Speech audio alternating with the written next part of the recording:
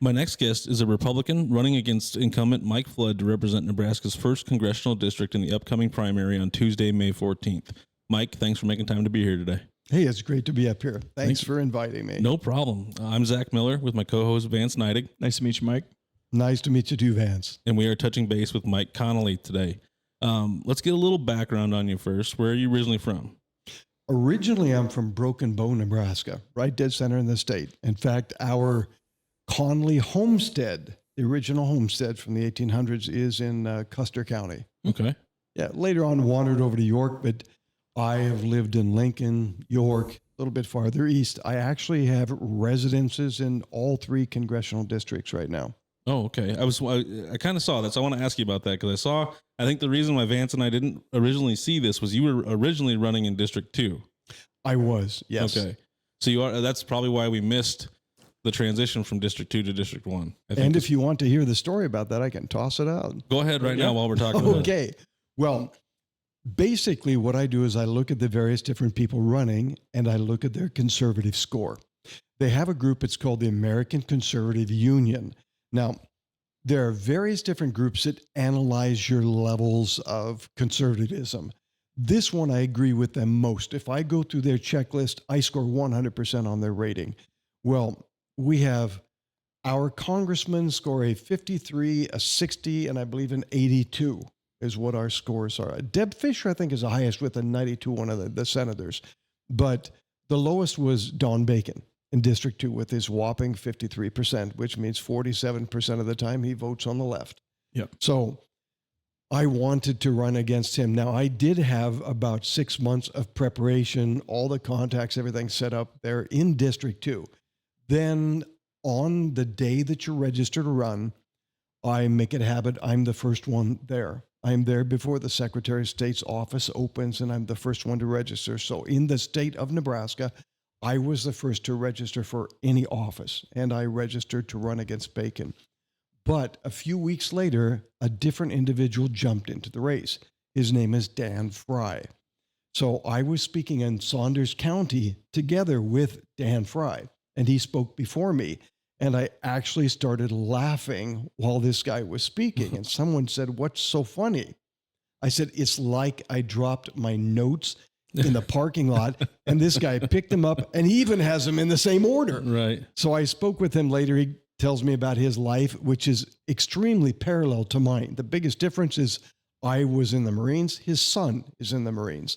And then he laughed. He said, "Well, don't tell me your birthday's in April." I said, "I'm the 22nd. When's yours?" Oh, my gosh. His is the 26th. I said, "There's no way that I'm going to split the strong conservative vote and with Dan Fry to run against Bacon." So he is there just in that district. I am versatile. I can move back and forth between the different districts. And the next on the list was the 60% lifetime rating of Mike Flood. With the 60% conservative, that means 40% of the time he votes for the Liberals. Mm-hmm. So he was running unopposed. And the last hour of the last day when you could register, I was both the first in the state of Nebraska and the last in the state of Nebraska to register. I switched over to District 1. That's a very interesting story. I was kind of wanting to get the backstory on that, so I appreciate you giving us the reasoning for that. Yeah. So what do you do for a living now? Well, I am kind of an entrepreneur. I do various different things. I will buy and sell land and properties. For more than 20 years, I've been the educational director of private schools in Japan. Now, right now, since around 2016, I work mostly remotely. In fact, even later on tonight, from 1 a.m. to 6 a.m., I will be teaching a Zoom class for Japanese. That's what you said. It was kind of difficult for us to find some time to squeeze this in for that reason. Yes. And in fact, I do want to mention something about one of the classes that has to do with our Afghanistan botch-up. Yep. But anyway, I do that. I also have a small ranch and some small orchards here in Nebraska. I was just sold a couple of horses last week, and I have emu, alpaca, goats, all kinds of miscellaneous critters. That's great. Kind of dabble in a lot of different things. That's what I do. As far as government type of work, now originally after the Marines, I was in the military after high school, and actually had scholarships to go on to college, but I was one of these bookworm type of kids that could only knew about books, and I thought I've got to get this out of my system. I joined the Marines. So in the Marines, I worked on communication navigation, helicopters, and then later they transferred me over to military intelligence. In the government, I have worked for different parts of the federal government. I was the state quality assurance director for Nebraska for the U.S. Census. That was in the 2000 census. I have also worked as a testing administrator for the Army for the ASVAB exam, going around to high schools administering the test for the ASVAB. But most of my background has been ranching, farming, concrete work, and education. That's most of it. That's great. So like what ages do you teach over in Japan? Well, the schools that we have over there are not like any education you've seen here. We take them in when they're 1 year old. Oh. And the kids, they don't have any free time, no free playtime. It's all structured, 100% learning. So from 1 to 4, they study intensive English. From 4 years old up through 6 years old, then they start working on academics. When the kids are 6 years old, they take a 5-hour written examination in English. Holy cow. Yeah. My highest score so far is a 99.7. I had a little 6-year-old. He made one mistake. He confused 8 and eaten on the grammar section. Oh Everything else he passed with 100. That's crazy. That's crazy. I said education like you haven't seen. Passing score is 100% on the daily quizzes. If you fail, you must retake it until you pass with 100. Wow. And there are no grade levels. You move up 100% based on merit. And the way you can tell which level you are is your shirt color. Once you complete a certain section, you change your shirt color. Once I had a 7-year-old and a 16-year-old both competing to see who would hit the next shirt level, the blue shirt. And the 7-year-old beat the 16-year-old. She came in a month after he did, though. But wow. But they would study together. It's like, oh, you're a blue shirt, I'm a blue shirt. They don't care how old they are. They care what academic level they are. Right. Yeah. Maybe we could take some lessons from that over here. Well, actually, we'll be starting up classes probably in the Lincoln area originally. It'll be called Connely International Academy. How do you like the acronym on that? That's CIA. That's good. Yeah, hey, I used to get CIA documents. So, right. Yeah. You did that one on purpose, didn't you? I did that one on purpose. Yes, I did. Funny. That's a really cool story, though. You hear about that in different countries, how they have a better, use the word better, but a better education system than we kind of have around here. Yeah, their education is very high. But the coolest part is I'm an American. I was working over there in Japan. And their educational level is overall significantly higher than ours. But the school that I ran was ranked the #1 academic school in Asia for English-speaking children.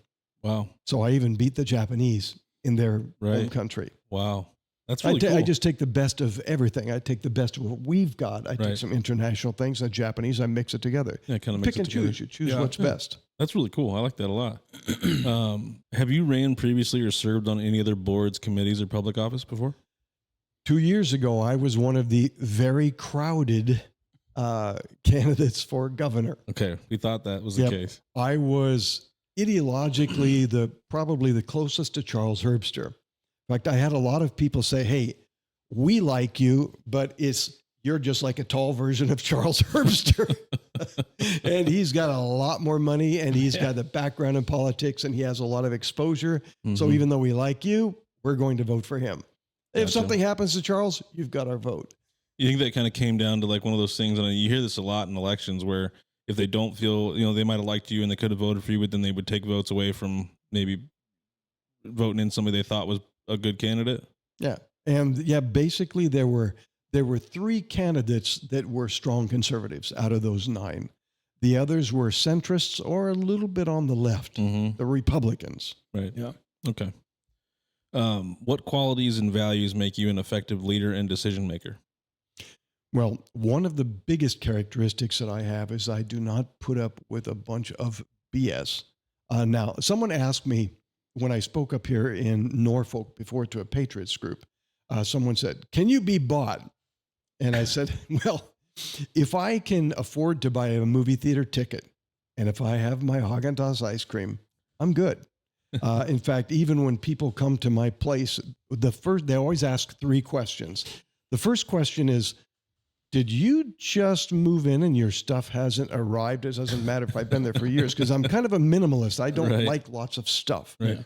And you can imagine what it would be like of voting on budgets, in Right, Congress. It's like, no, this is BS, guy. These all have to disappear. And then you get a yes vote. Other than that, no.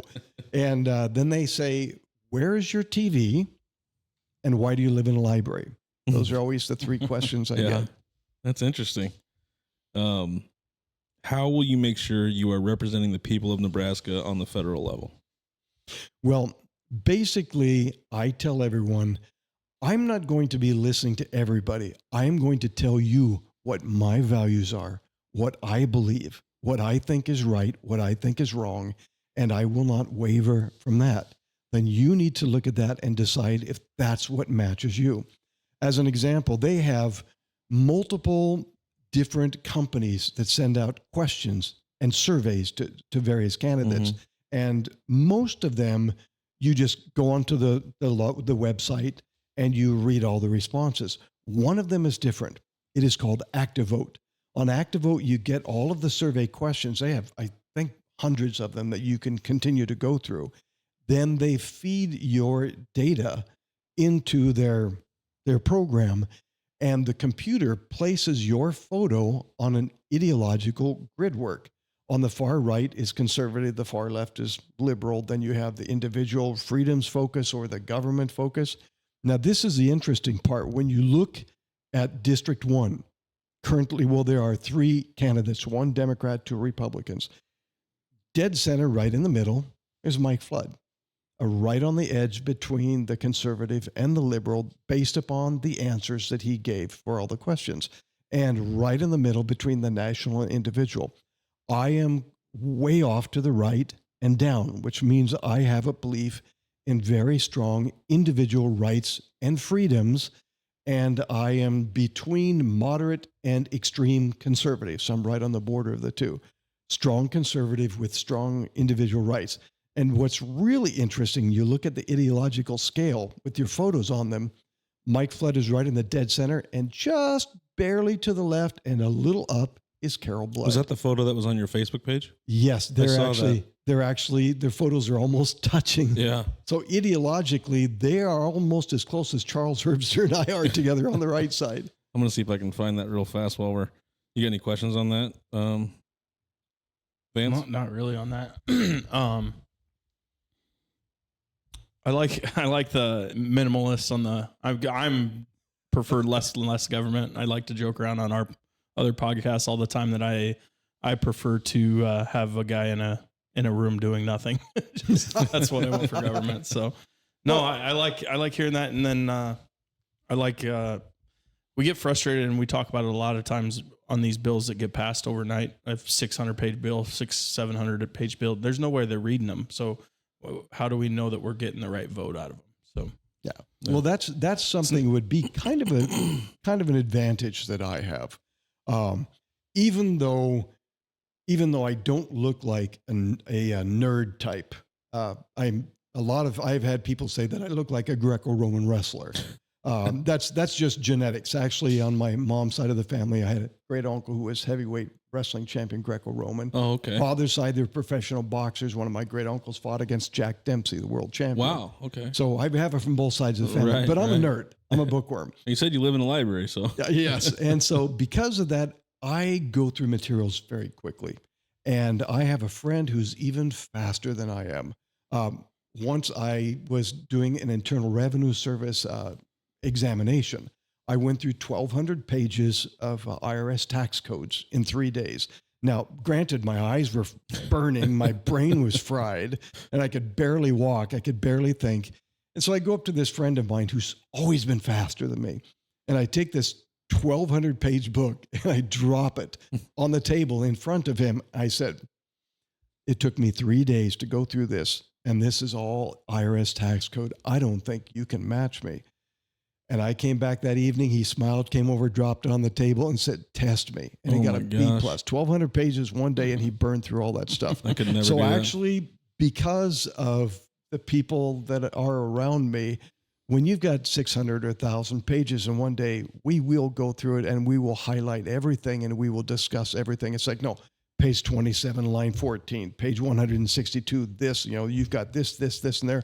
There is no way we can vote on this. And I want to burn them on every single piece of pork and BS that they throw in there, because they fill this with so much garbage. Yep. We talk about it all the time.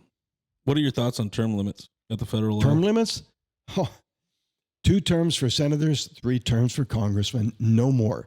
And that's something Dan Fry and I are also similar. He said, I will self-limit myself to a maximum of 3 terms as a congressman, and so will I. I will not stay in more. I mean, who could stay in D.C.? You've got to be messed up if you want to stay in D.C. for more than 3 terms. Yeah, it's like, sounds like that's what they all want. In fact, even in D.C., I think I'll probably just sleep there in the office on like a sofa bed. I'll bring like a leather sofa and just sleep there. No way I'm walking around in D.C. And when I do, I'm going to wear a bulletproof vest, because I am not going to make those people happy. But no, they will hate my guts. They won't like me at all, because I'm like a hammer that sticks up. They're going to be one to nail me. Yeah, you're going to stick to your values, and that's what we want at the federal government side. We want people like that stick to their guns and stick to their values. And well, I'm definitely not the nice, sweet Mr. Rogers types like what we have now. The guys. It's like, let's all get along. It's like, it's a wonderful day in the neighborhood, and I'm more like, watch Starship Troopers, watch a drill instructor, and that's who I'm like. In fact, if you consider the conservative talk show hosts, try to guess which one I like the very best. God dang, I knew you were going to ask us. Now think old Marine Corps Sergeant, scary, strict. Got any? Okay, think of a Marine.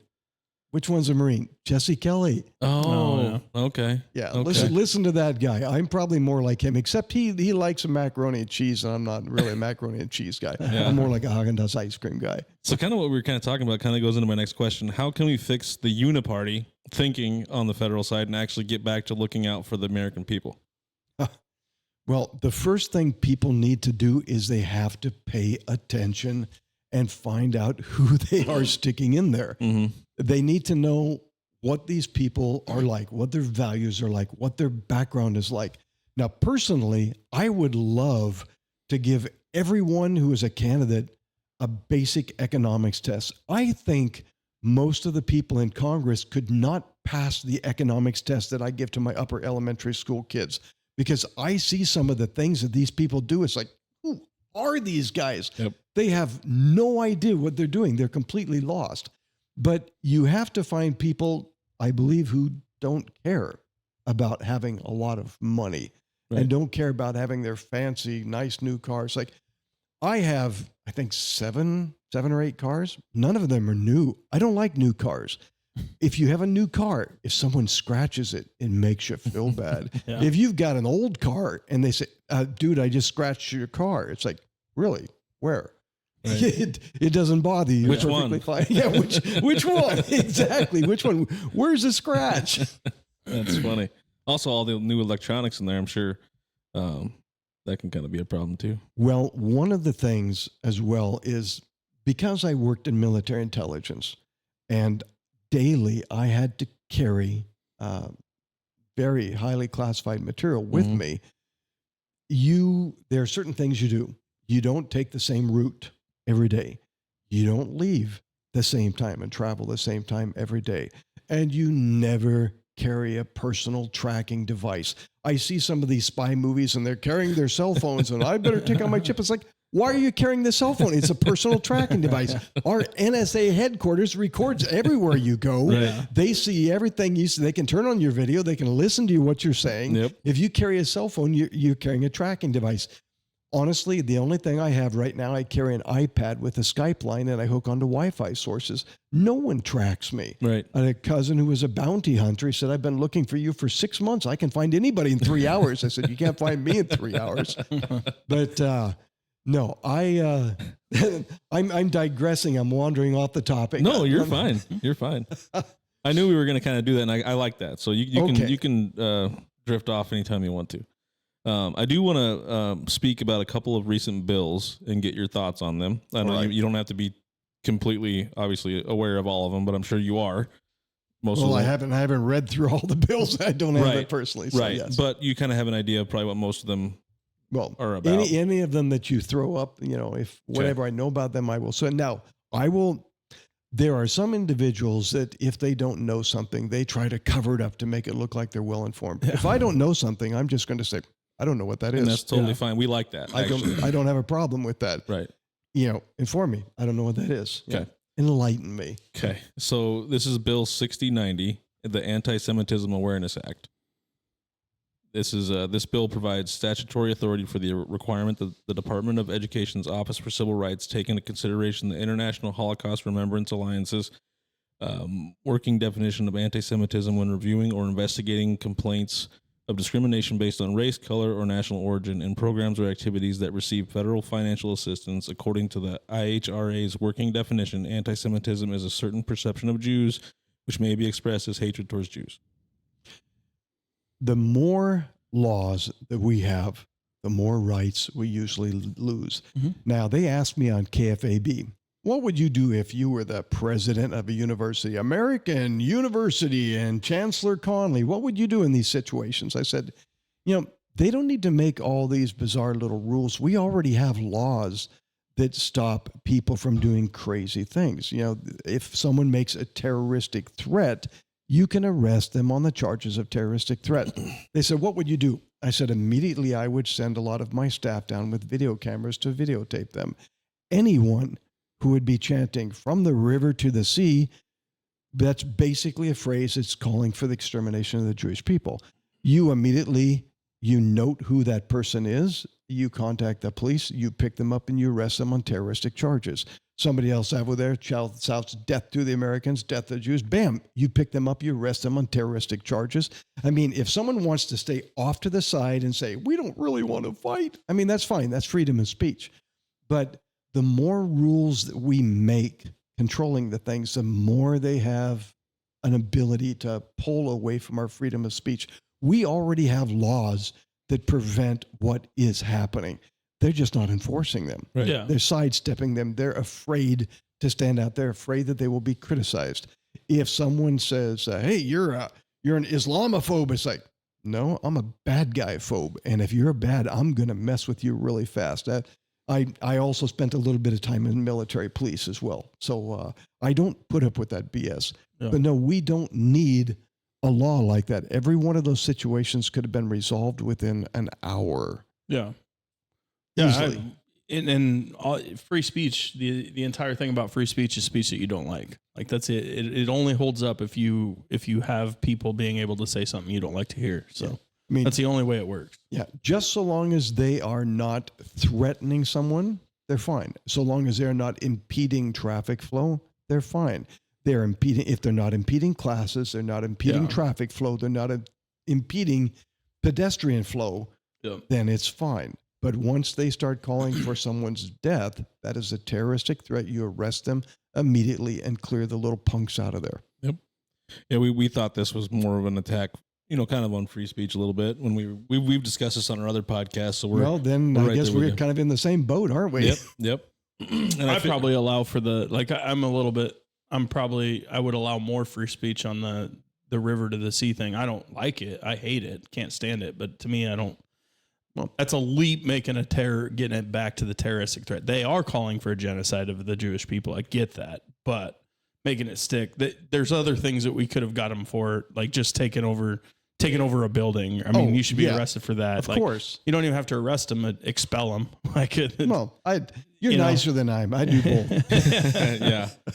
Yeah. We're pretty high on the free speech side. So as long as they're not enacting violence, we think it's still okay. Obviously, we don't like it at all. Yeah, well, I don't like the bill that you just wrote because, like I said, the more laws that we have, the more they try to crimp the free speech.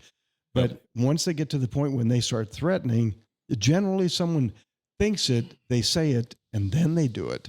Yep. So you can think It hasn't as really much made as you it like. illegal, but it opens it up for civil litigation. So Yeah. say somebody has it kind of goes back to the baker in Colorado that Yeah. would, And how are you going to define yeah, it? Yeah. Right. just because Yep. he won't make cakes for gay people, he says, well, it's because I'm gay and he's discriminating against me. He kind of does the same thing, only on the Jewish side, where technically if you say the Jews killed Jesus, which is literally in the Bible, it's, I mean, Yeah, yeah. not specifically, but it's basically there. That is part, they use that in that that IHRA or whatever.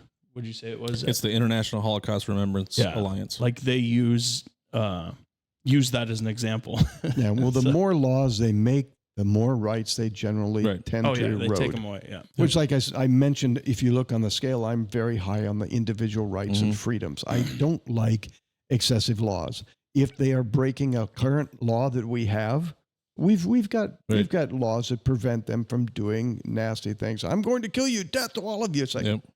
fella, you better back off on that, or I'm going to have your butt in jail. Yeah. Yep. And I'm pretty sure your counterpart voted yay for this. Just FYI. All three of them did. All three of them Oh. did. All five of them did actually. There you go. Yeah, all Well, five hey, did. well, for the FISA as well. We're gonna Basically get being- get into that one. That's on the list too. So don't get ahead of me yet. All five did this Oh. anti-Semitism bill that's already been passed in the House and the Senate. Yep, it's passed through. So, Oh, The I guess next- that's a big difference. Yeah. Yeah. the next one I want to talk about is HR 8035, the Ukraine Security Supplemental Appropriations Act. Would you like to get into that a little bit? All right. Let's go into a little bit of history. Now, when the Soviet Union was still around, in 1979, the Soviets invaded Afghanistan. Of course, we were talking about how terrible it was, and then later we end up there ourselves. But Ronald Reagan Well, secretly... we funded them. We funded Yeah. Afghanistan. Yeah. We Right. created the Taliban. Yes, we did. And Al Qaeda. Ronald Reagan secretly gave a lot of weapons to them, and they wore down the Soviet military, and they basically helped bankrupt them and break up the empire.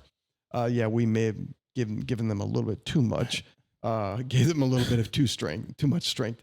But look at the current situation now. First of all,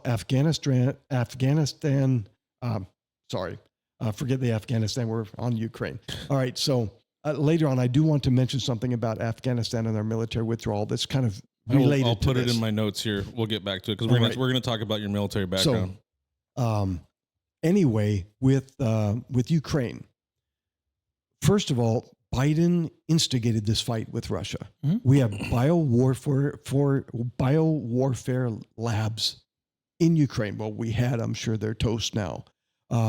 Imagine what it would be like if the Russians set up biowarfare labs in Tijuana, Mexico, right across the border. Would we tolerate that? Of course, we would not. I mean, It's similar to the Cuban Missile Crisis. yeah, I mean, it's the same thing. Cuba's a lot farther away than Mexico Right. is.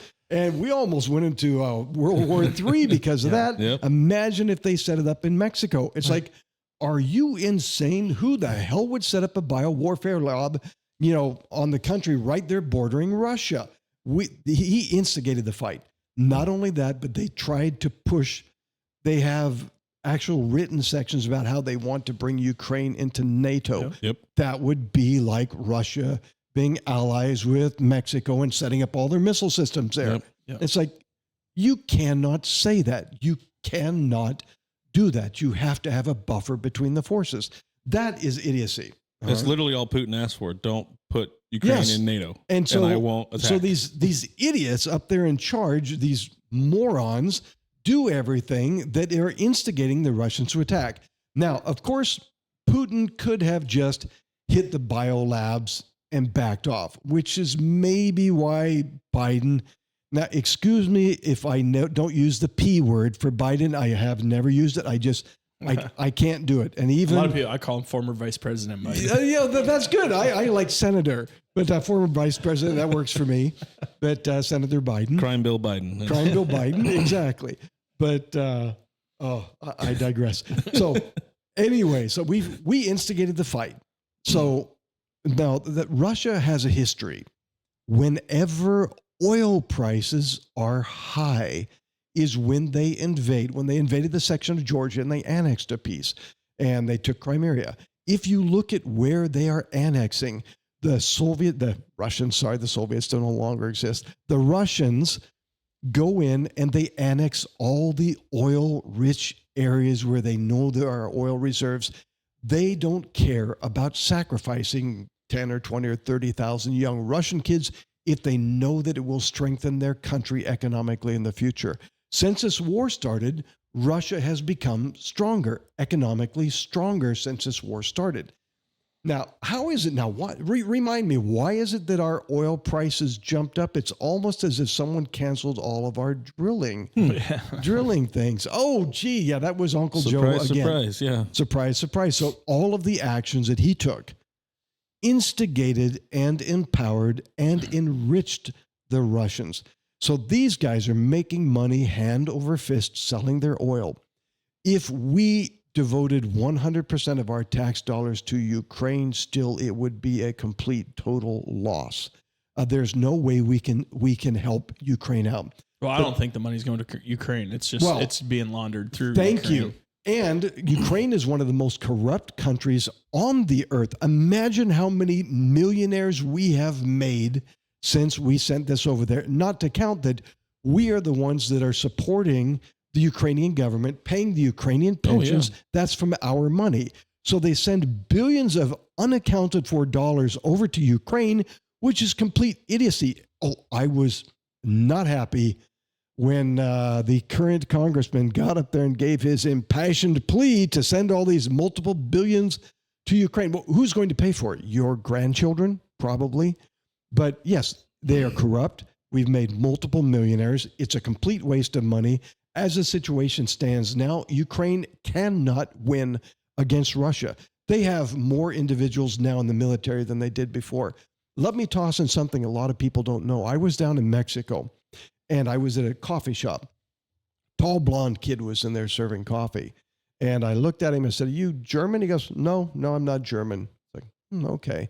And so later we got around to languages, and I said, "So what languages do you speak?" He goes, "Well, I do speak German and English and Spanish and Russian." I go, "Why do you speak Russian?" And he goes, "I'm from Russia."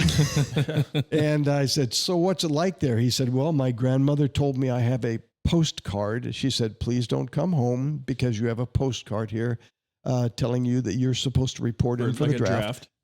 And here's something a lot of people don't know. Your family has to buy your uniform and buy your weapon. The Russians, they pretty much will provide the ammunition out there, but you have to buy your own weapon, your own uniform. So you have to take your savings, your family savings, to provide all of your equipment to try to make you survive when you go into fight. But Putin does not care about this. The only way we can take care of this problem and make Putin back off out of Ukraine is to approve every single oil permit that there is, drill oil like crazy, drop the price of oil, which will bankrupt the Russians. They will not be able to afford to wage war. Yeah. That is the only way we can counter them, not by sending tens of billions or hundreds of billions of dollars over there. That is a 100%. The money is gone. Yeah. It's completely wasted. It is just like dropping it into a huge hole. Right. I am infuriated when I think about that stupidity. They instigate the war, and then they're just throwing as much money as they can into it. And a lot of that is making its way back here and lining pockets in the States. You know who got all the contracts? It's all laundered through us. Who got all the contracts to rebuild over there? Oh, yes. Yeah. So, there are a lot of people profiting here and there both. Yeah. No, Well, I completely disagree with any money being sent there. We drill oil, they will back off because they can't afford to wage war. And according to the bill, the purposes of the funding were supporting current U.S. military operations in the region, the Ukraine Security Assistance Initiative, replacing defense articles that were provided to Ukraine, reimbursing DoD for defense services and training provided to Ukraine, the Foreign Military Financing Program, economic support for Ukraine, refugee and entrant assistance, international narcotics control and law enforcement, and the development and production of isotopes. That's what the bill read. Yeah. I would cank it. Absolutely 100% a no vote on this. Yeah. And that was another one your counterpart voted for.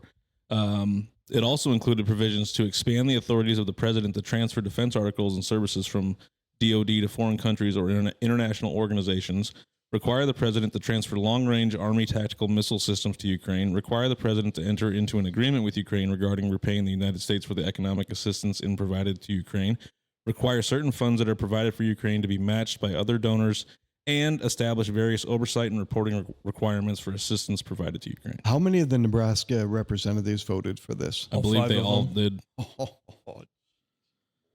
Yep. So yeah, I mean, I doubt they were. I don't know if they were. At least they weren't waving their Ukrainian. Yeah, I don't think they were waving. Not, so when this was passed, there's a whole video of all the representatives on the floor waving Ukraine flags. A lot of them. I would say over half. Ours weren't. Drill I don't know for a oil, fact. guys, bankrupt the Russians. If you watch the price of oil in their invasions, it is 100% correlated. I think it's Prices true, but it spike can up. be done without doing that. Like you don't even have to drill oil. The deal was made when Trump was under president. Yeah. And they went and blew it up. Yep. They brought in the comedian actor Zelensky to be the president and blew the whole thing up. Yeah. It's interesting stuff. On the flip side of that, what do you feel about the Israel stuff with the Biden not allowing arms, not allowing funding that way? Well, because I worked in military intelligence, I know that Israeli intelligence has saved thousands of American lives. We get good stuff from them. Basically, we get One of our best allies, correct? Yes, they are one of our in very that, best in that allies. region anyway? Yes, by far. But we get a lot of our classified intelligence material that helps us prevent terrorist attacks. These guys are essential to us in that area. We need to have eyes and ears there. And not only that, but if you think about Israel with the number of people who were killed there, that would be the equivalent of someone wiping out everybody in Norfolk, Nebraska for the population comparison. So what they did was horrible. I listened to an Arab guy talking about the attack, and he said it was like 40-some babies they decapitated. They took one baby, threw him in, cooked him in the microwave. They would take children and chop off their hands and let them bleed out. It was horrible. And now they're talking about the Israelis committing genocide against the Palestinians, but the United Nations issued a report showing that in armed conflicts, generally you have, on average, 9 civilians die for every 1 military death. Now, United States, we're more careful. I don't recall which was which. One, Iraq, one was Afghanistan. We were 3-1 and 5-1, but which was which, I don't recall. Now, which is actually pretty good for us because they tend to use civilians as shields. They hide in the hospitals. They hide in the... Well, that's what Hamas is doing right now. Yeah, well, Hamas is the worst among this. But the Israelis are at about a 1-to-1 ratio. 1 civilian killed for... Now, that's if the body count that Hamas is talking about is true. Right. They're running a 1-to-1, which means they are being as meticulously careful as they can. Well, they're required to do things that other people aren't. Like they have to drop leaflets like, hey, we're going to bomb this area, get out of this area, over and over and over and over. And then they have the knockers on the top of the building 1 hour before they demolish the building that is filled with Hamas terrorists. Yeah. When you're going in there in an urban area and you've got these guys packed tight in these buildings, if you try to take them on the ground, you're going to wipe out your entire military force with their snipers. They're going to take you out. You cannot face that. You have to take the buildings out. Yeah. So they try to tell the civilians to get out of there. And they do the little knocker bombs, whatever they call them. I can't remember the terms, on the rooftop an hour before. But I have heard reports of a lot of the Hamas holding the civilians back inside. They want to get as high a civilian death count as they can. To make it look bad. To make it look bad, they sacrifice their own people. Yeah. They're a nasty lot. So with Biden not allowing these arms to go over, I was reading that they're not allowing these tactical missile systems to go over to do more direct hits on Rafah. Smart bombs on Rafah. Now, why would we not allow that to get this over with? He wants to get more of the vote up in Michigan. He wants to try to appease both sides at the same time. No, pretty much everything he does is just boneheaded stupid. Now on the boneheaded stupid, I just have to throw in really fast this story about Afghanistan. I was teaching a class in Japan, upper elementary school kids. I said, when you withdraw your military forces from a country, There are multiple different action steps that you can take. I want you guys to think about what would be most practical, organize them in the order that you like, and then you tell me what you've got. Everyone did it. A 5th grade boy was voted by the class as being the one who had the best order. It was very, very well organized. It's just exceptionally good work. Then I told them how it was really done in Afghanistan. And the Japanese 5th grade student said, "What moron would do this?" And I said, "That's Biden, and all the guys that are in charge right now are the ones that did this." Then we held a mock election. And I asked these students, who do you think would be a better leader for the United States? This 5th grade Japanese boy or Biden? 23-0, they voted the 5th grader as a better leader. I told this to Scott Voorhees on KFAW, and he said, or KFAB, and he said, "So where's this kid in November?" Right. That's crazy. And we also left how much money over there too in the when we left. Oh, Just in all of our weapon systems, money. yeah. But hey, what about Iran when Obama was in and we dropped crates of cash on the runway for these guys? Okay, we're going to leave you guys, $500 million if you promise to be good. It's like telling the fat kid, "Okay, I'm going to let you sit here by yourself in the ice cream store if you can promise that you're not going to touch any of it."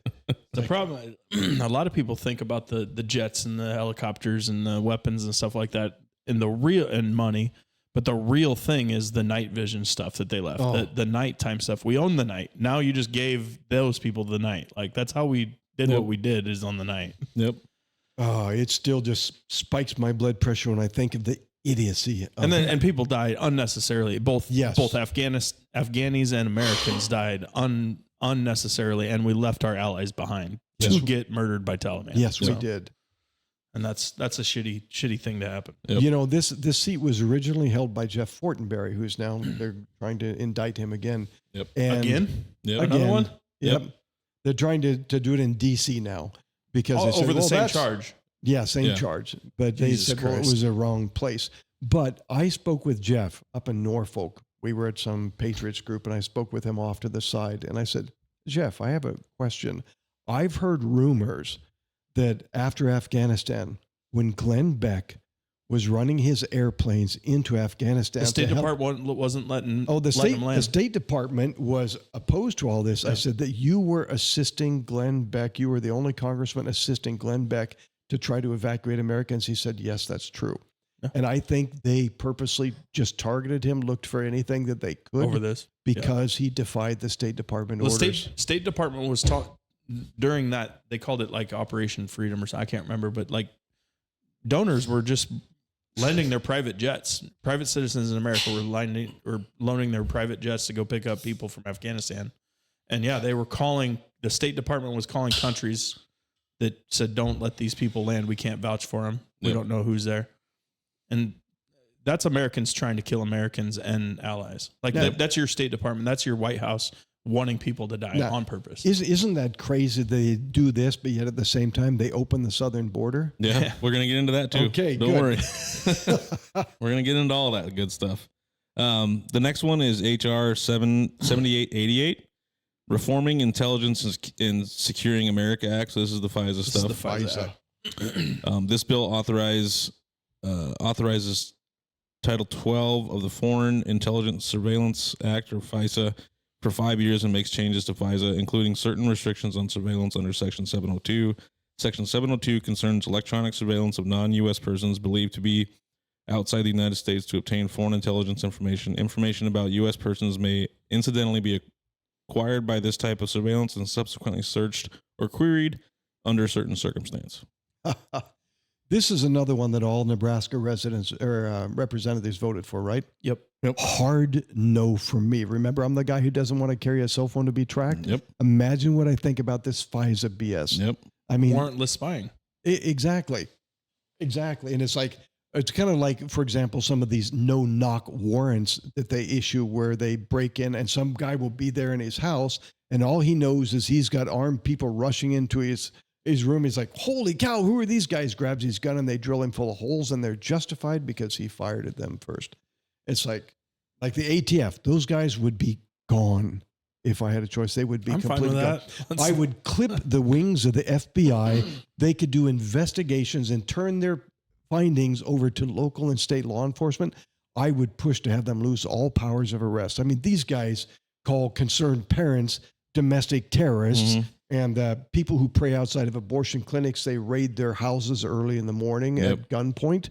Now, these guys need to have their wings clipped. We think all 3-letter agencies should be gone. That sounds good to me. So, and they need to put the EPA on a dog leash too. I mean, to me, that's one of them. That's one of them. Yeah. I mean, it rains heavy in Nebraska, and they go, "You've got navigable water here on your land. We have to control this." I mean, it's almost that bad. But yet they ignore things that are important, but they pay attention to little BS like that. That's what we say all the time. It's always the little shit that they want to worry about. Yeah, so you guys don't I like think those I put a 3-letter post words either. No, none of them. Every single anniversary of Waco about the ATF. So I'm good with the ATF being. We think the Federal Department of Education needs to go away too. Oh, that one, of course. Yeah. I mean, Jimmy Carter threw that one in there, and everybody got dumber when it went in. Now, I don't know if you guys are aware of it, but when I first started running for governor, I heard a lot of people talk about, we need to change this and this and this. And I said, well, who's doing it? Who's working on it? Nobody was. You remember the nerdy friend I told you about, the guy who went through 1,200 pages in a day of fire tax code? Damn, that's fast. But he and I sat down and we wrote out 34 different legal initiatives. And now we talked to a lot of people that said, oh, no, maybe 5. Yeah. We turned in 10. And so there were a lot of initiatives that were going around for 2022 to get on the ballot. Some of them we had were the constitutional carry, stand your ground, another one called full access, which means you're allowed to carry your weapon anywhere the public is allowed to go, no limitations on it. We also had another one to get rid of the State Department of Education. Oh, which incidentally, in Japan, I'm the equivalent of a superintendent of the school. They won't even let me have a substitute teaching certification in Nebraska. They know who I am. But those are some of the things we had, medical freedom and others like that. But getting rid of the State Department of Education was one of the initiatives that I personally wrote. And we wanted to just wax it. We wanted to change it into a tiny little office so they could research educational things and make them available to schools, but cut all that other 500 plus employees that they don't need, that wastes money, get rid of them. So the Federal Department of Education, I want to do wax the Nebraska one. Right. Now, incidentally, on all the bills that we had, or all the initiatives we had, we only ran them for about 8 months. You have a full 2 years if you start them at the right time. Yep. It was the first time around. I didn't know how it worked. We were over 10,000 signatures short on constitutional carry, stand your ground, and getting rid of the Board of Education. And another one, medical freedom, but only about 10,000 off. But here's the cool thing. It got enough attention that constitutional. We got the constitutional carry through. That passed in the legislature. They're probably like, we don't want this punk Connely to take credit for it. And someone actually said, and then the helmet law. Now you don't have to have a helmet. I had a helmet initiative too. It garnered enough attention that then they went ahead and passed it through. Now someone said, doesn't that tick you off that somebody else takes credit? It's like, no, I don't have to have my name on this stuff. I just want it to be done. We always say having the conversations and getting the conversation started is the most important piece of it. So whether you get recognition or not. A conversation isn't because it's me and you. Like if you and I are there, but there's a third person, that conversation is for the third person. I've always felt that way. Like if I'm in an argument with somebody, I want that third person to hear the argument as the bystander. And that's where you're going to make a change. You're not going to make the change with the person you're arguing or debating. Sometimes you may or may not, but you're always doing it for that third or fourth person to hear it. So that's what I love about speaking my mind, whatever it is. I like it that you guys think about the same as what I do at those 3-letter agencies and the Department of Education. That would be so gone. I would push that every day. Can you go in? You said it was free carry, or what was that other Constitutional one? carry. There was another one. The constitutional carry. Another one was stand your ground. Basically, Nebraska is a runaway state. That if someone comes up, you have the duty you have duty to retreat. You have the duty to retreat.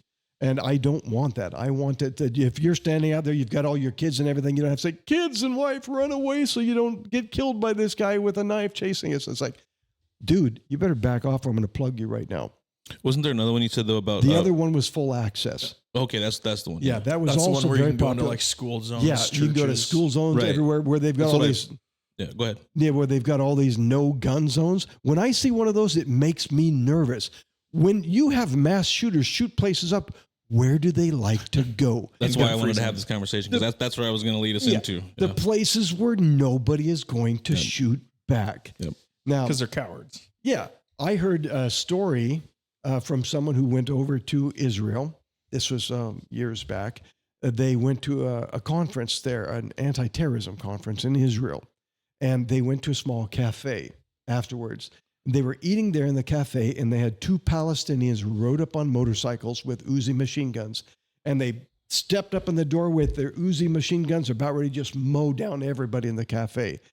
And 7 different individuals in the cafe stood up, dropped them in the doorway with their Glocks. They just peppered these guys, and they sat down, kept eating. The army pulled up after a while, and they saw the bodies, the Uzis, the motorcycles. They said, "Thank you, everybody." Not who fired the shots, you, who did it. They thanked everybody in the restaurant. They picked up the bodies, the motorcycles, and they took them away. Yep. And they have to deal with stuff like that every day. Yeah. But I wish they would have had more of them armed on October 7th. Right. But- Exactly. The problem is, I think we're moving more towards that here. It's going to eventually, if we keep heading in the direction we're going, it'll be more like that, where we're not going to be able to protect ourselves. The one Or a good lot of thing, I think the Second Amendment is doing better now. Lately, I look at it as I'm optimistic about it because we're over half of the country now has constitutional carry.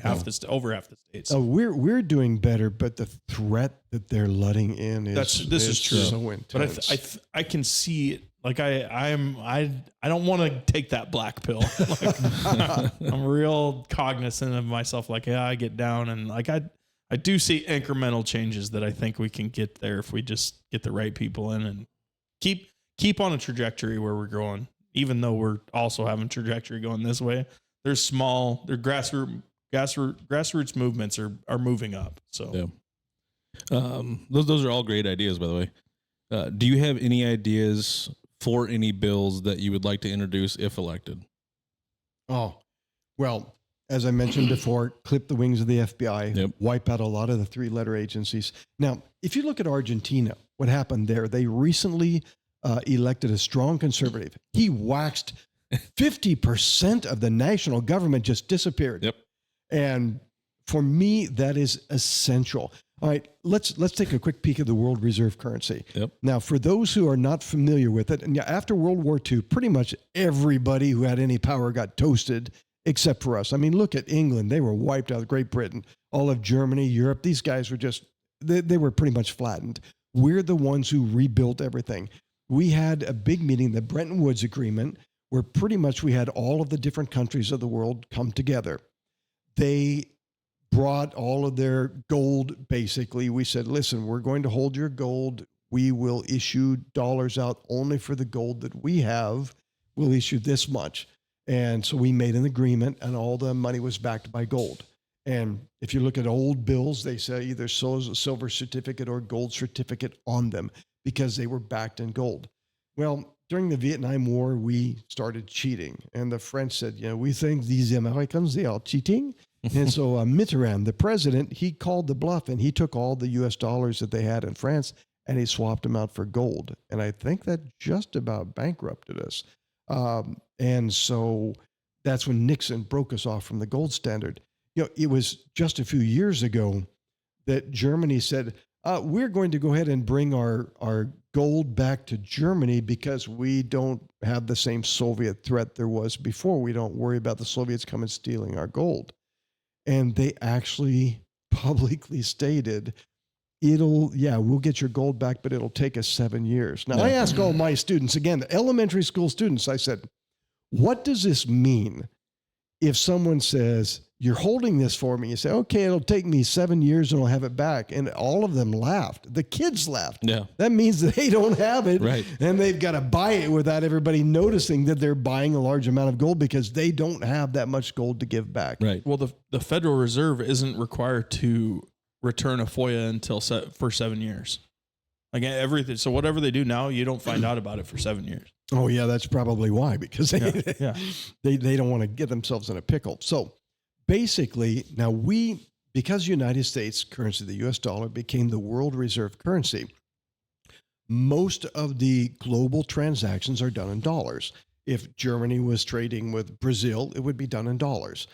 So when you watch all these drug movies, the drug dealers are all $100 bills. They're not using yen, they're not using Korean won or something, or the euros. They're using US dollars. We used to control over 70% of the global trade with the US dollars.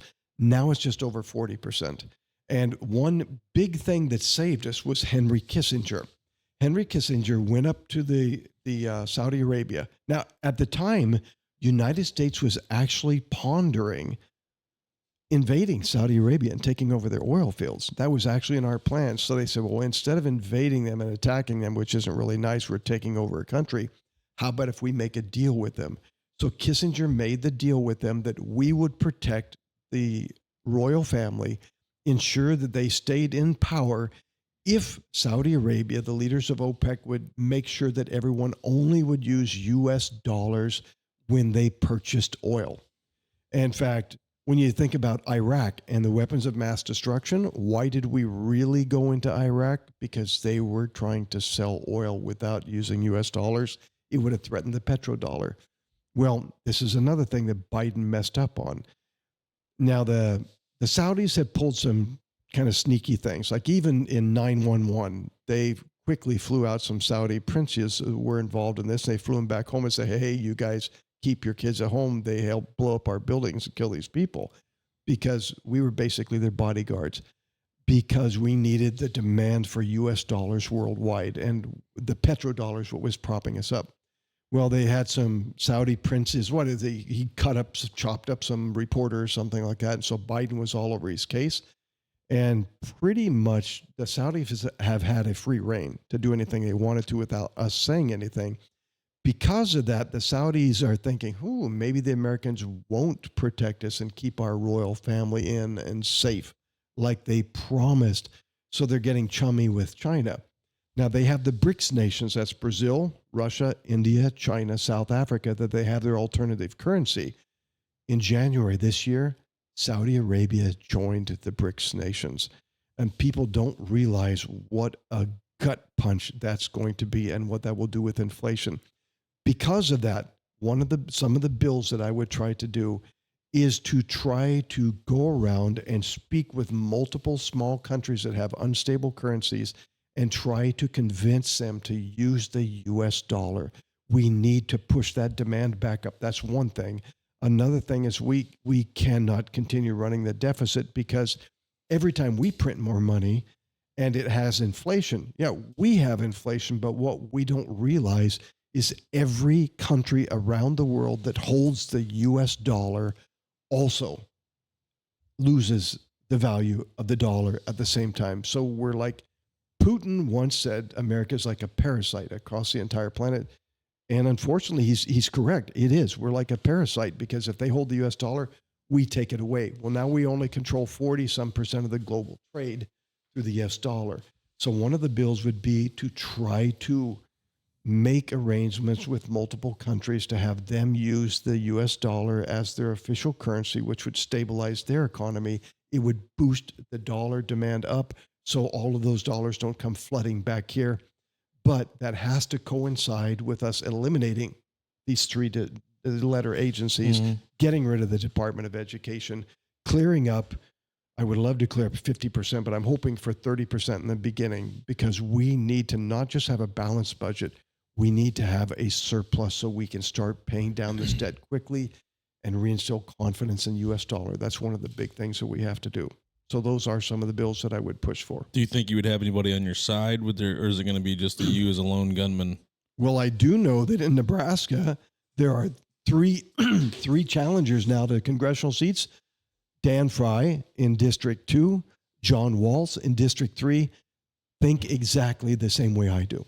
Do you think that if you were to be elected and could get up there, you would be able to convince other state representatives to be on your side as well? I think I could, but what I would have to do is I would have to educate them economically.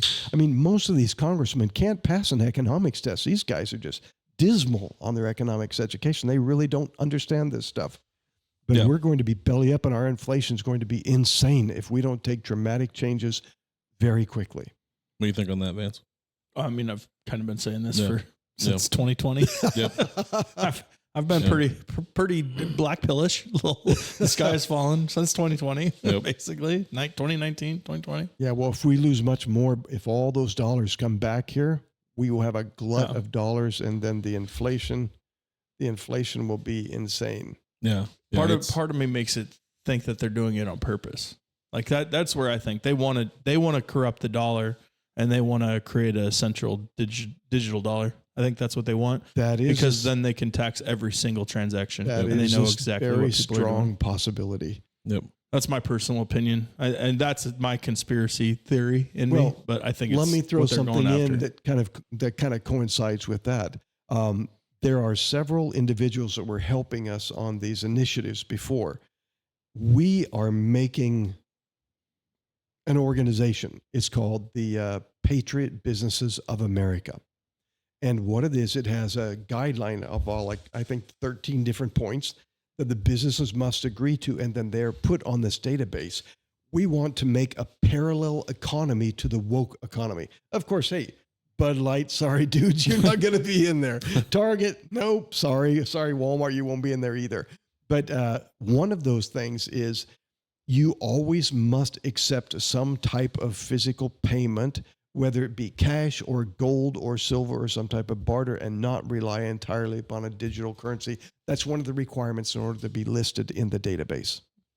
Interesting. So similar to Public Square, because there's a Public Square out there is kind of a what you would call an alternate economy. Well, I'll have to check it up. Now, one of the things that we want to do as well is in doing this, all throughout Nebraska, we also want to tell the member businesses, there's one other thing we want you to do. We will be having conservative initiatives for the state of Nebraska.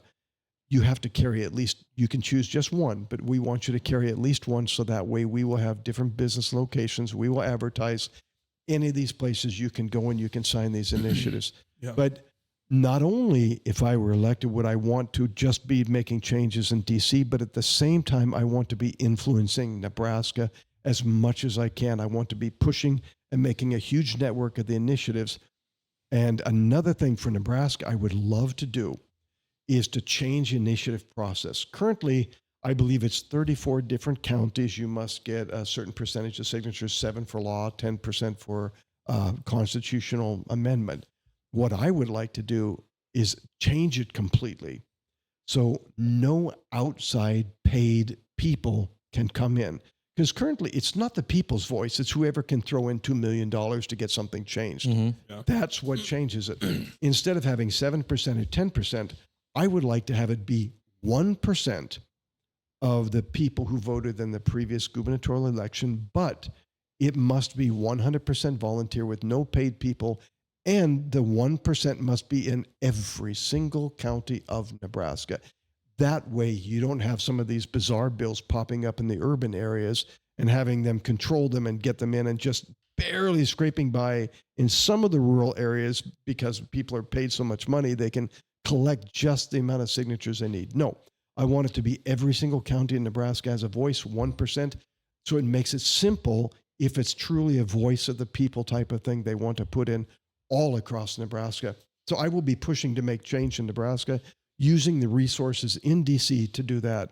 But I don't think the congressman should do just that. I think that they should be contacting governors. I think that they should be testifying in multiple different state legislatures at the same time. I don't want to just go to DC and vote on certain bills. I want to take massive action everywhere that I can. And when you have the resources of a congressman, you can do that. Right. I like that. That's how most people should view the job, I think. Yeah, Actually they should. taking action, yeah. They shouldn't go on vacation when they're not in session in Congress. They should be visiting governors and other state capitals and speaking with the state legislators in other states and trying to influence them, find out the best laws that they have. Didn't we just see a video? They're not getting paid enough for that. Yeah, we just saw a video. They're saying they're not paid enough to do their job. We played that on our Yeah, we episode played it last on night. our other podcast. Hey, they can fly economy, and if they can buy their ice cream and a movie theater ticket, that's enough. They can sleep Right. on the damn sofa in their office. There you go. They're elected to represent the people, not to pad their pockets. Hey, if they want to drop it down and just let me fly economy to do the things, give me $20,000 a year, I'll sleep there in the sofas. That's enough to buy my food and pay enough bills. I'm good. Right. Yeah, they need, and every time they pull one of these omnibus things where they say, well, let's just kick the can down the road a little bit further, guys. I say, okay, how about we do this? We vote the omnibus bill, but all congressional and senatorial salaries must be cut down to zero in order for you to have that flyby. How does that stuff fly with you guys? Oh, by the way, all the expense counts, they're gone too. And your staff, it's gone too. Just you, no salary. And then we can vote yes. And boy, I bet that wouldn't fly very fast or very far at all. Right. Not paid enough. What is it, $174,000 now? $174,000, And yeah. they're not paid enough. These poor guys. Doesn't it just make you weepy as like the world's smallest violin playing My Heart Bleeds for you? These lazy wimps. Well, plus the insider trading. That's another one. Thank you. I didn't even think of that. I would like to make a bill that if you are in Congress or Senate, you are not allowed to own stocks at that time. All of your holdings, if you get elected before you're sworn in, you must sell all of your holdings, and you cannot buy or sell any stocks while you are in Congress or the Senate. Like, I was speaking with my friend, and he said, I calculated with the amount of money that you get every month, there in the Senate or in Congress, whatever. Nancy Pelosi has been a representative for about 2,000 years with the amount of money that she's got right now. And so, it's Her massive. husband's the greatest trader of all time. Oh, yeah. I mean, Right? he cleans up on Warren Buffett. He looks like an idiot compared to Nancy Pelosi's guy. But, of course, if you know what's happening ahead of time, because you make the rules. Well, you're making the regulations on the companies that you're buying. Exactly. That's something. Oh, I would love to put that up there. That if you are a representative, you must sell all of. Hey, I have different stocks. I have no problem with selling every single stock I have and going in bare bones. I think it should also go down to family, like immediate family too. Oh, yes. Yes. In my opinion. Your immediate family, your nuclear family, anyone who lives with you. Of course, I kind of feel sorry for the cousins. I never talk to them, so it's okay. Yeah. But no, your immediate family, yes. Yeah. Your immediate family, anyone in your immediate family, anyone that you reside with or have resided with with maybe 2 years or something before running for the office, none of them are allowed to own stocks or shares in any companies. No, that would be an excellent thing. Yep. And that would make a lot of people very disinterested in running for office. Easily. It would fix the problem Well, that instantly. would fix a lot of problems. Mm-hmm. Hey, that would be a good thing to ask all the representatives. Are you willing to sell all of the stocks and shares that you have in order to maintain your office? Yep. I bet you wouldn't have many takers, but I would. Yeah. I'd do it immediately. Yep. I'd sell them all tomorrow. I think that should be placed in right now, in my opinion. Wow, I love you guys' ideas. Well, you any more thoughts on that, or do you want to move on? Any other bills or anything? We're going to kind of get out of the bill part. So, All right. I mean, just basically a lot of the different things that we've spoken about. Okay. But as far as the omnibus bills, no. Okay. And if they've got one piece of garbage in there, it's like, hey, you want my yes vote? This is garbage. Cut this garbage. The bridge to nowhere, or this favoritism, or the crony capitalism, or scratching someone's back. You cut out this line, I will vote yes. Yep. If the line is left in there, I will vote no. Even if it's 98% good and 2% complete garbage, we don't have enough money anyway, and we're borrowing this money. We need to have a surplus to pay down our debt, or we will lose the world reserve currency status, and we'll be like Great Britain. They held it before we did. right. They held it before we did, and they just went to, Yep. Yep. Okay.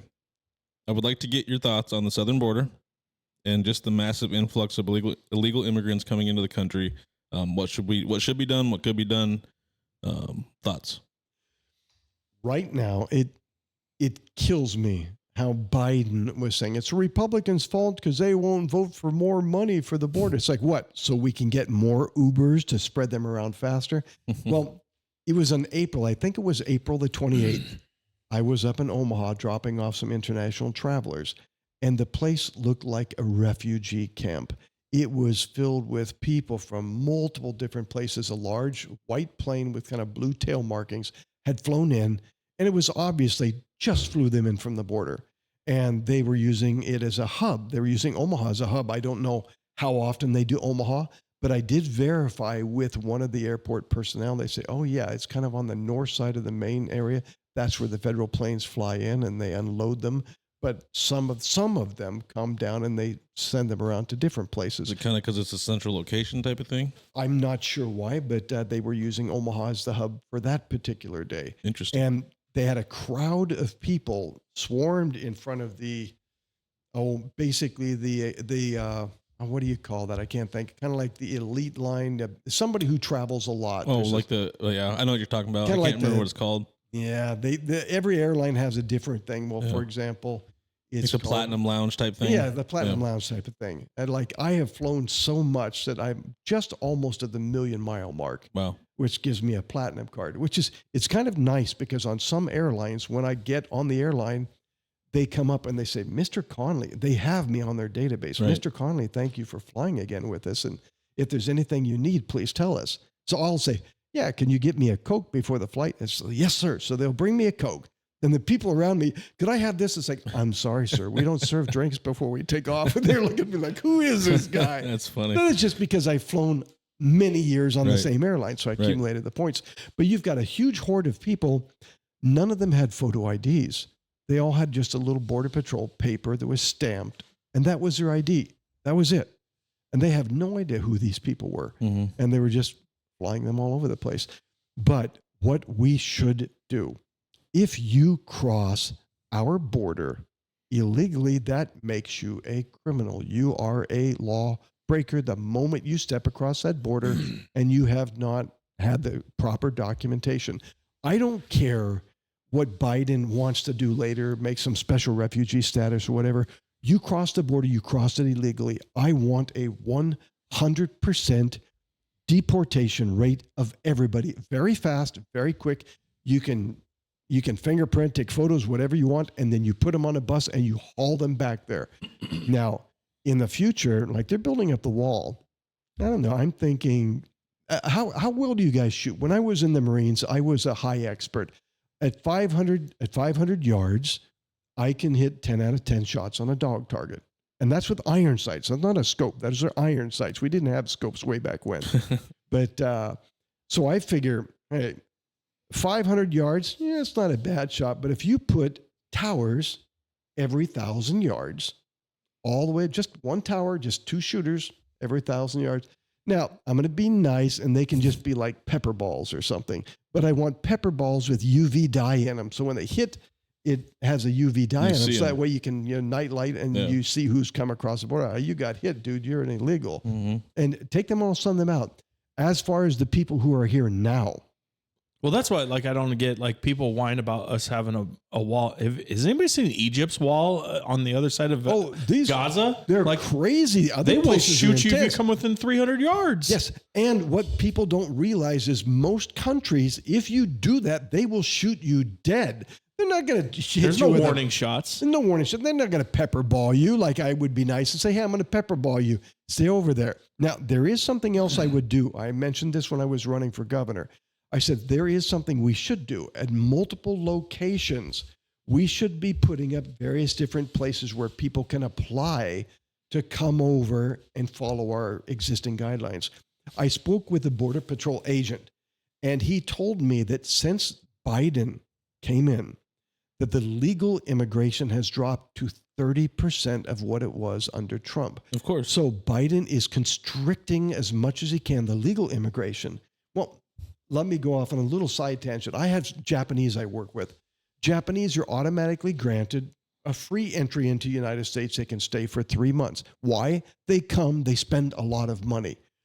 I was assisting a Japanese individual because she said they denied me. Here? They denied me not moving, just coming for vacation, spending money for a month, traveling around, spending tens of thousands of dollars perhaps. But she said, my automatic visa was denied.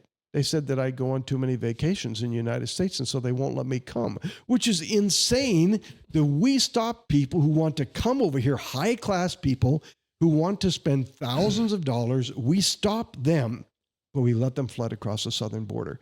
So it took her 3 times going through all the legal hoops to finally get an approved visa so she could come here and spend money. Mm-hmm. Everybody else, they come across the border. They take money. They give them cash cards, and they reload their cash cards. And we are Tens of thousands of dollars. Yes. And not only that, but if you go to like Walmart, Hy-Vee, other places that have Western Union, you will see them hoarding in there, taking money from the cash cards paid by us and sending money back to their home countries. We are taking care of not just Ukraine, but everyone in the world who wanders over. Yep. They need to have 100% stop with that.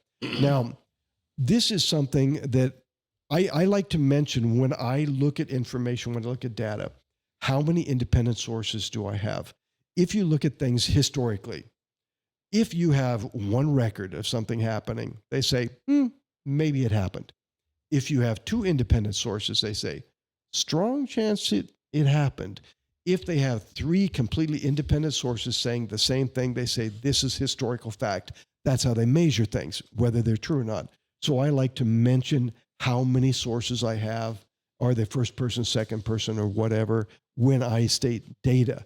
Now, this is just something that I heard on the radio, but it coincides with a lot of other information. They have the author of Blood Money.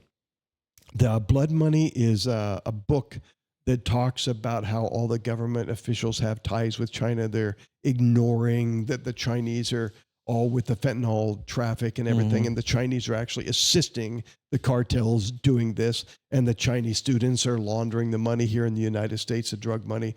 He goes into the details. He was on the Glenn Beck show. And he stated that when individuals come over and apply for refugee status, which is like everybody now, they apply for refugee status, they must answer 40-some questions. Unless they are a Chinese national, they answer 7. Then they are streamlined in very quickly. And I've heard other sources down on the border saying when the Chinese come in, they load all the Chinese on one bus and take them to some undisclosed location. Now, I have contacts over in Asia that have relatives and friends in China. And they told me, now this is a single source, though, from these individuals, but it kind of coincides with the other information. They told me the individuals coming over are all Chinese reserve militia. It's like, why is it that we have Chinese reserve militia that when they cross the border, now per a Biden directive, the Chinese are streamlined in as quickly as they can? It almost appears as if this massive horde of individuals is merely to cover the entrance of the Chinese military into our country. Now, can you think of any individual that has multiple LLCs for his family that they get paid millions of dollars through various Chinese companies associated with the CCP? Is there anybody in our government who does that? Gosh, it seems like, that's right, Biden. Right. Biden his family has multiple LLCs. They say for unknown activities, they are paid millions of dollars by all of these companies, and they are controlled by the CCP, which incidentally also, if you are in mainland China, communist Chinese, you can't just leave like we can when we want to. Even in Japan, when you leave, you have to go through the border patrol, the customs, or not the customs, but the border patrol when you leave. Well, the CCP requires you to basically get permission before you leave. You can't just leave. That means all of those thousands of Chinese were specifically given permission to come there. Yep. So I believe that they're reinforcing forward Chinese military operating bases here within the United States. Now, later on my website, that's connellyforcongress.com, 2 N's, 1 L, CONNELY, I will go ahead and post under the news section. I'll try to do it quickly this weekend before the election.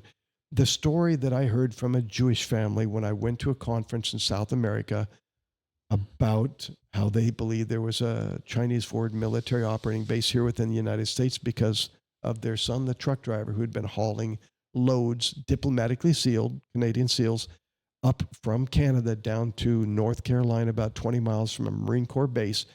And they cut the seal on one of these. A young Border Patrol agent who didn't know you can't cut diplomatic seals. He cut it, opened up the door, and the back of the truck was filled with uniformed Chinese soldiers. And they'd been hauling them down for 6 weeks. But I'll try to go into the detail of that information. That is a single source information. I have heard multiple times, and that's where we see the land grab. Most of what China has been buying has been closely or very near our military installations. Well, that goes hand in hand with what the stories kind of corroborate themselves. Yes, there's a lot of collaboration between them. Yes, yeah, very interesting. It's almost going to be like a Red Dawn situation. It does sound like a Red Dawn situation. It's not Korea. It'll be. Why do you think I'm pushing the stand your ground and the full access carry and to try to get everyone? And I would really like to push Jim Pillen. Hey Jim. But I would really like to convince him that Nebraska needs to have their own defense force like Texas does, because I believe in the future we will need it. I see it going that route, but we kind of, I obviously we need it to be sanctioned, but I think we kind of have enough people that there's a lot of guns. There's a lot of guns in Nebraska. I push it. I'm big on telling people, arm yourself and train yourself and know what you're doing. And educate Not just yourself. going and buying a gun doesn't really do anything. Yeah. You have to be able to shoot it. You have to shoot it yourself. You have to go target practice. You have to do this type of stuff. Familiarize yourself with it. And that type of stuff. Cause I've never been in the military. I've never been in a police force. I've never had to fire on somebody. I don't know what would happen if I did. I've trained as if I did, I've messed around, but I don't know what would happen. And that's an issue, Well, I would like to have the organization because, if you're there by yourself and you've got 1,000 Chinese come up, you might take out half a dozen before they get you, but you can't compete with that. But if we have an organized, trained, developed defensive grid, and in fact, there are various different people that we're actually planning various different defense scenarios, and it would be things that are not normally used in the military, but it would allow us to win. The other problem with that too is there's not enough people, I think, that believe this or are educated enough on it to think that it can happen. Well, like on October 7th in Israel, they didn't think that could happen either. Right. I think it's just it's a crazy thing to even think about. Now I would like to take some time and get kind of into your time with the military. Walk us through your journey a little bit with some of that process. You don't have to go into too much detail if you don't want to, but would you like to know why I went in the military in the first place? Yeah. When I was in school, like I said, I was a bookworm, and I got all kinds of various scholarships that I could go to school without paying much of anything. And then one day, I'm driving my dad's car. And it's a car I had never driven. I drive up to the gas station. I look on the side for the gas flap. It's like, gas flap's not on this side. It must be on the other side. I look on the other side. It's like, where the hell do you put the gas on this car?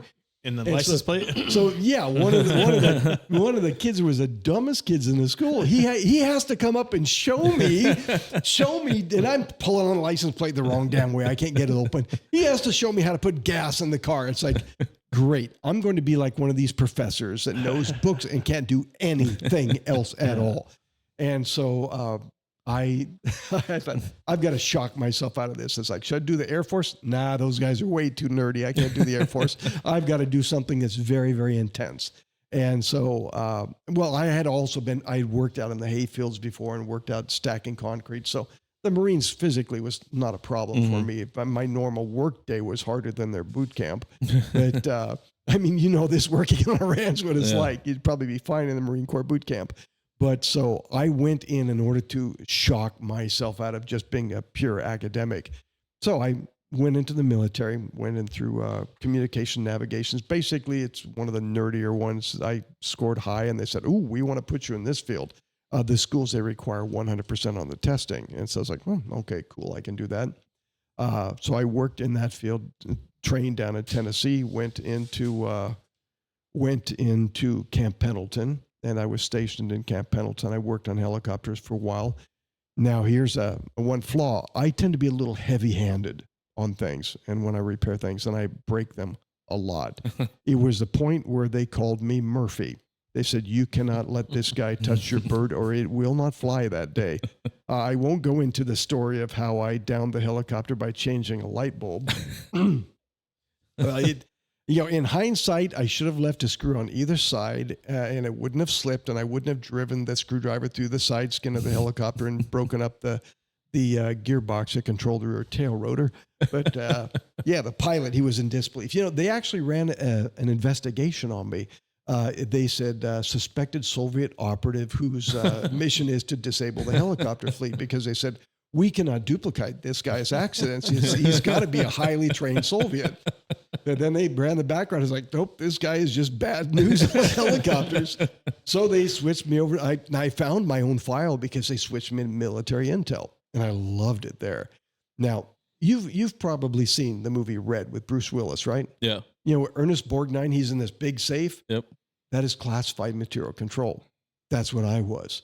I was like the Ernest Borgnine in the safe with all the materials. So my job was first to transport the materials, then to read through them, brief the commanding officer and the XO on what pertained to our unit, and then to safeguard, store everything. We have night vision goggles, our burn barrel, the rifle, everything there inside the safe. So if you're attacked, you can hold them off as you're burning everything in there, and you've got your gas mask too. Yeah. So it was kind of cool. But the cool part is you could finish most of the work in 2 or 3 hours. And imagine a bookworm nerd in this massive library, what they can do. So that was very cool. Now, we did have stints over in Okinawa, Japan, and then we had Operation Team Spirit with the Koreans. Now, I won't go into details of exactly where we were. I think that still might be a wee bit classified, but I'll just say that we did get shot at, but they were too far away to hit us. Yeah. We had we'll say somebody who wasn't one of our friends jammed the radar, crashed one of our birds into a mountain, and we had to go up there, pull up and they crashed on the wrong side of a border. But we had to go up there, pull up all of our secret things, all our electronics out of the bird, and then we melted it down. Not like Afghanistan when you leave functioning equipment. Right. We didn't leave anything but a huge melted chunk of metal for them. Right. But we had to go up and retrieve the pilots. They were gone, and get all of our stuff out of there and melted it down. But a lot of journeys like that, or is that? No, we didn't have many like that. So I only got shot at just a little bit, but they were too far away. They wouldn't hit me. Just hear the bullets way off in the distance. You dweebs, you can't shoot that far, morons. Go and waste your bullets. Do it. But I almost got taken out once by friendly fire. Ooh, walked in. That probably happens more than people think. It does. It happens a lot more than people think. So it's like when they were complaining about the Israelis, they killed these 7 aid workers. It's like, guys, you have no idea how often people get taken out by friendly fire. Yeah. So, and things are crazy. You're up maybe fighting 20 hours a night. You've got people all around you trying to kill you, and you don't know who your enemy is, who your friend is, and people make mistakes. They're exhausted. And, it's unfortunate those things happen, but they do. But, the Israelis, they're careful about that. Yeah. And you had what was your clearance called? I read it earlier. Well, every branch has different names. Mine was called a final secret. That's what clearance. It was, final secret. Is that like the top of that branch? Yeah. That's really the top of that one. But that was basically my level. So you probably have a lot of information you can't speak about.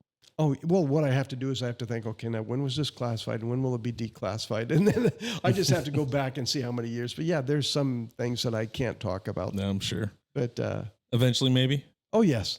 I'd love to have you back on when some stuff gets declassified and you can spill the beans here if you want to. Well, maybe later there is something that's declassified, I believe, in the year 2011 about Soviet weapon systems using electromagnetic radiation to have killed people with heart attacks. That's a whole nother story. Wow, really? Yeah. Okay. Yeah. So similar to that 60-minute. Did you see the 60-minute show? When was that? That was a few weeks ago. But it wasn't heart attacks. It was something else. It was directed like they were claiming that the Russians were directing, like causing brain damage. Oh yeah. Oh yeah. It was like directed lasers that were. They can do like the Havana syndrome, basically. That's what it was. It was Havana syndrome. They're hitting you with the EMF. Yeah. Yeah, you can fry somebody with that stuff. But they basically they had a weapon system.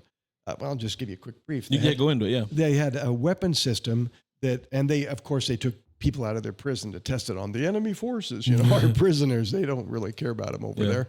So they cranked it on, and what they do is they would set the frequency on what would be inverse to what the human heart frequency would be. Because all of the different cells, everything has a different frequency. Like even cancer, they have different machines that if they identify the type of cancer, they can hook it up to it, put an inverse frequency, which just basically shakes the hell out of the cancer cells and busts them up. Of course, because it's not U.S. technology, a lot of times we can't use it here, but other places do. But the Soviets used this technology, and within just a couple of minutes, they had a 100% kill rate, heart attacks, everybody on the field. Now, they determined that it was not a very effective weapon system because in order for this weapon system to be effective, you had to have multiple antenna arrays all over the place, like, say, cell phone towers.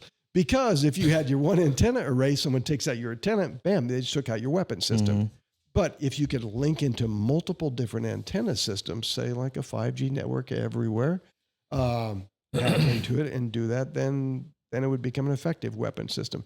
I only heard one source that said President Trump was briefed on this, and he had a lot of these cell phone towers had some type of box that limited the amount of power that they could go out, which would negate this ability to use it as a weapon. Okay. Now, I just heard that from one source, and that's not from the classified source, but this was declassified in, I think, 2011. Mm-hmm.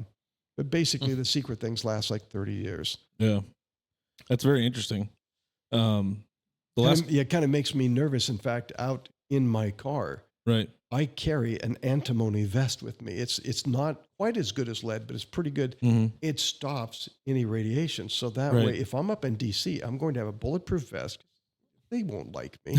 But I'm also going to carry an antimony vest, and I might even have a hat that's lined with antimony. So if they try to Havana syndrome with me, they're going to like, why isn't it bugging this guy? It's like, dude, it's like wearing an x-ray vest up there. Right. Yeah, I'm going to counter this stuff. That's interesting.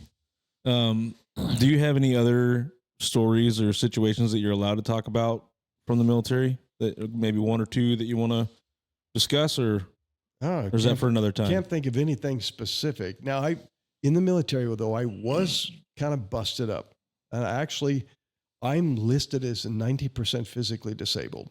By the 90%? 90% is what they list me at. Wow.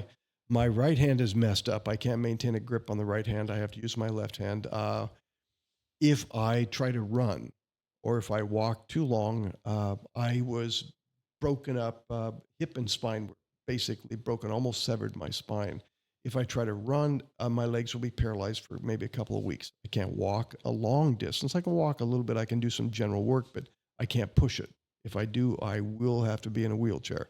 Really? I've been in the wheelchair multiple times. Can't maintain a grip on my right hand. But I told him, it's like, hey, my left hand works perfectly fine. I don't fall down that often. I'm still good, guys. It's like, no. So, they wouldn't let me stay in. I got busted up too much. Dang. Knocked off a structure, blown down a runway, just some moron fired up his jet as we were doing something called a compass swing, adjusting the compasses on a helicopter down in San Diego. And some guy fires up his jet right as we're walking. Oh, geez. Head over heels down the runway. Oh, my gosh. That'll bust you up. That probably happens a lot too, huh? Just little accidents like that? It's kind of like when Carter was in, and they captured all the people over in Iran, all of those students and everything. And, the embassy staff. And then Carter wanted to have all the different branches of service go over, so one branch couldn't claim that they rescued these people. So he had all of these individuals working together that didn't know anything about the operating systems of the other individual. So they've got one colonel, he pulls off the sand filters. Well, it's too heavy. Let's pull these things off. So the engines clog up, and so we lost some of our birds like that. Then they had a guy with a jet over there flying beside a helicopter, and he doesn't know that the helicopter floats on a cushion of air. He fires up his jet, blew the cushion out, crashed the helicopter. Oh my gosh. And so they really screwed the pooch on that. They messed it completely up. Wow. But no, there are situations like that, especially when you when you try to be political and make everybody feel happy, when you have people that are not familiar with the equipment of other services or other departments trying to work together when they've never done it, you will have problems. I have one question that can you, I forget what the base is called up in Colorado. It's a secret intel base up there. I forget what it's called though. We're talking about the one under DIA. No, it's an actual military installation. I forget. Yeah, for those who don't know, the DIA, that is the Defense Intelligence Agency. Most of my documents were from the DIA. Some were from the NSA. We got some from CIA. Sometimes we'd even get Israeli military intel. Well, I was talking about under about Denver International. You heard the not the conspiracies Department about that? Not that DIA. Yeah, not sorry. that DIA. I wish I remember what it was called. I was talking about underneath the demon horse. That's what I was talking about. Have you heard those conspiracies about the Denver airport? It's like a big old bunker underneath, and there's lizard people. And we have lots of different bunkers unburied under places. That, like in West Virginia, there's some big place basically for the people for DC that they wanted to send them there down and buried in West Virginia. But multiple different places. Oh, something really interesting. A lot of people don't know. They have a huge swath that's in West Virginia, touches a little bit of Virginia. It's called the National, the Quiet Zone. And what it is a place where they don't have any cell phone towers, no radar towers, nothing in this area. And they have these big listening telescopes. And they tell everybody, well, we're listening for, listening to space, intelligent life from space. Well, yeah, what they're doing is they're getting the bounce back off the radio signals from the Russians and the Chinese off the moon. That's why they have those listening things, and we don't want the cell phone towers and everything else to interfere with it. In fact, if you live close to where they're listening, you can't even have a microwave oven in your house. If you've got a car, they only allow diesel vehicles to be driven around the area because they don't put as much, electromagnetic frequencies out, and otherwise it messes their listening capabilities. We eavesdrop on the Russians and the Chinese from this location. It's very quiet. Nobody uses cell phones there. A lot of Amish. They don't care. Yeah. That's crazy. The Cheyenne Mountain Complex is the one I was talking about. Oh, yeah. Like I said, we've got things all over the place. Do you know much about that one at all? No. Okay. Never had any dealings with them. Dang it. That was one I really wanted to know about. So that's a lot of the questions that we had for you. Now we're going to move into some questions that we ask every guest that comes on this podcast. You've kind of touched on a lot of this, so if you want to paraphrase however you want to do it. So I'll kind of get into those real fast. How do you feel about where the state of our country is right now? And do you feel that we are being well represented at the federal level? Wow. State level included. In state level. We go state and federal. No, the state we're a little bit better than the federal level. I mean, we could do a lot more. We've got some guys that are just awesome. We've got a handful that are awesome, but a lot of them are too wishy-washy. But no, at the federal level, they are not doing enough for Nebraska, but especially they're not looking the big picture for the state. Well, it's like some of these bills that we talked on, like the FISA and giving the money to Ukraine. Yep. That would have been a hard no on multiple of those things. We're on the precipice right now. Now, there is a possibility that we may have gone too far in 2020. We might already be past the point of no return, but I do want to try. If it would take drastic changes in order to save our nation as it is right now, with our massive deficit, there's no way we can afford that. By 2030, we won't be able to afford to pay the military. And if we can't even afford to pay the military, what's going to happen? Right. Yeah, then we're in trouble. No, our representation is not good. People are too apathetic. They do not find out what they really need to know about the individuals running, what their beliefs are, what they think, and what they plan on doing. I plan on taking a big pair of scissors and cutting out as much crap as I can up in DC if I make it up there. That's good. And even if I don't make it up this time, because I'm kind of a beginner, still learning how a lot of the things work in the politics and how all the different ways to contact people works. Even if I don't make it this time, I'm going to continue on this space and continue to spread out, make more contacts. And I would be challenging him in 2026. It may be too late at that time, but we need to make dramatic changes or we will be losing our status as a world power. Agreed. China will take over number one. Other people will follow suit, but it will not be us. Right. I agree with you. Do you feel that the systems that are in place still work in today's time, talking about the two-party system? The two-party system? Oh, is there a two-party system? I was kind of thinking it was one. I don't know. If you look at the ideological chart, you with the blood and the flood right beside each other. We call it the uniparty. Yeah, the uniparty. I don't know. Do we have a two-party system? It's like one of them is very coordinated. They are very methodical in how they do things. They work well together, and that's the Democrat Party. Mm-hmm. And the other one, they're so individualized. Everyone wants their own individual freedoms that they can't coordinate anything. But the biggest problem that they have is the Republicans are wimps. They are too nice. They're like Mr. Rogers. Instead, they need the drill instructor from Starship Troopers, and they've got Mr. Rogers instead representing them. They need to grow some teeth. I still kind of see the two-party system as just a facade to make the people think they're still voting for what they believe in. That's another good way to put it. Yeah. Because. So how do you change it? Is there a way to change it? Is there a way to make things better? Well, you know what I would like? Something I think would be good is if they had all advertising, all radio advertising, all the campaign things, everything would just be gone. I mean, basically you can have like surveys or podcasts that anyone can speak at, and then people just have to pay attention and listen. Almost be nice if people had to take a test to prove that they knew something before they voted. Right. That too. And we kind of agree on that too. That's why we started the podcast in the first place, was to get long form interviews, get people's actual thoughts and opinions and get them out there. Yeah, not the 2 to 3 minutes that they have. Do you know in the Republican Party groups, when you go up there to all these big things, I mean, they have the big Republican Party, the state party.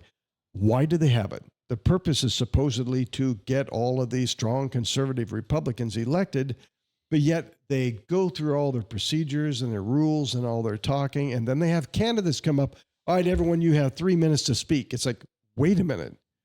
These guys have 3 minutes to speak, and your objective is to get them in, to have them follow your conservative values, and you're giving them 3 minutes to speak. Nobody will know anything about them. You won't know anything about them.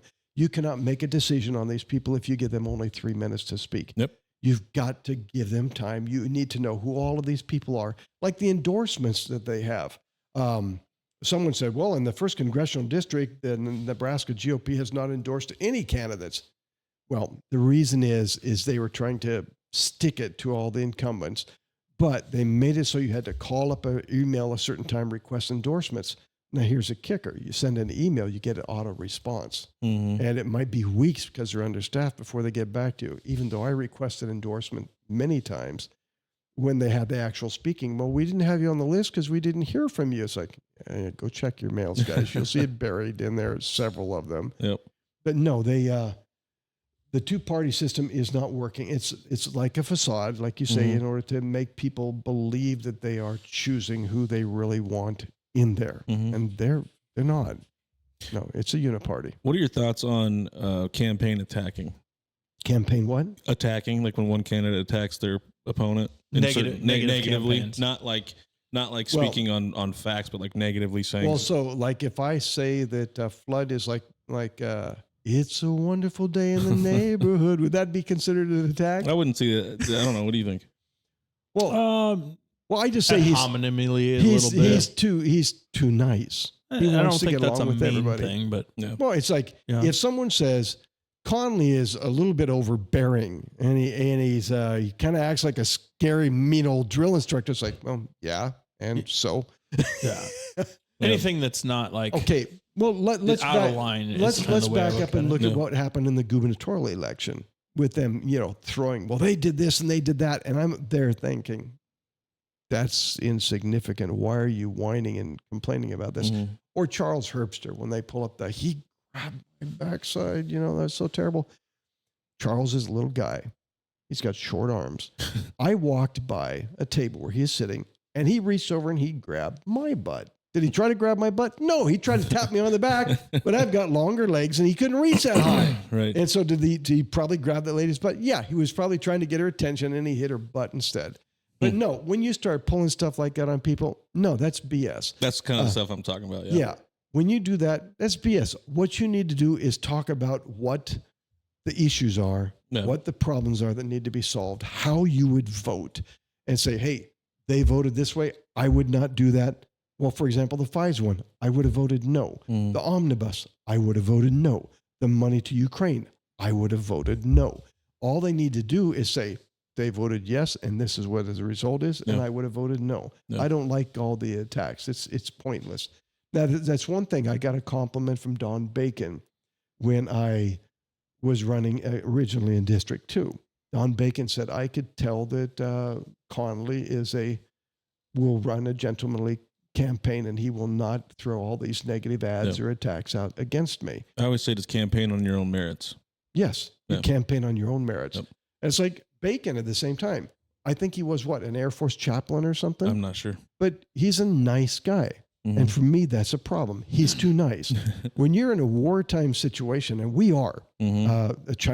the art of war, required reading for all the military officers, Sun Tzu. attacking a country or some enemy without them realizing that they are being attacked. Yep. We are currently in a state of war, and you cannot be nice and sweet and soft. Right. You've got to be hard and scary, and you've got to act fast, or you're going to lose. Right.